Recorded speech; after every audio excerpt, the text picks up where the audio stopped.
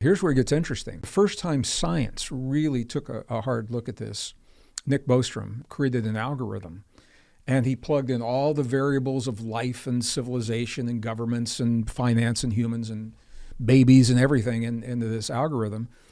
And I think probably even to his surprise, the odds, what he found was the odds statistically are greater that we are living in a simulated, a virtual reality than that we are not. That has a lot of implications. When I think about your question from that perspective, everything that we could talk about is happening within a simulation. When we think of a simulation today, what is the purpose of a simulation? If you look at a flight simulator for a Boeing 777 or, space docking on SpaceX or whatever it is, in a simulation, typically, we are able to learn something in a relatively safe environment that we're going to need when we're no longer in that level of safety. Mm-hmm. So suggesting that we're learning something here. And if you look at the definition of a simulation, it's really interesting because simulations have beginnings and endings. Our world has a beginning, and at some point it will have an ending. In a simulation, if it's a good simulation, you can't tell the simulation from what's called the real world or base reality. But here's where it gets interesting. In a simulation, the individual in the simulation can always communicate outside of the simulation for help.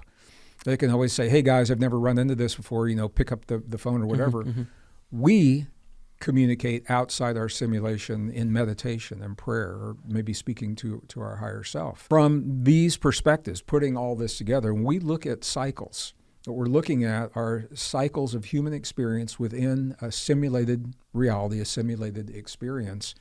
And it suggests that what we see as ancient civilization is just scratching the surface. Mm-hmm. That we have been here for so long and we've gone through so many iterations that geologic processes are actually hiding the archaeological remnants because they are so ancient. In other words, crustal tectonics, the plates have slipped over and are hiding some of those civilizations, or they're under the oceans have risen and they're under the water. So now the question is, who built them and why are they there? I mean, these are multiple complex structures extending over vast periods of space under the Arctic ice. Well, the Arctic ice has been there for over 20,000 years.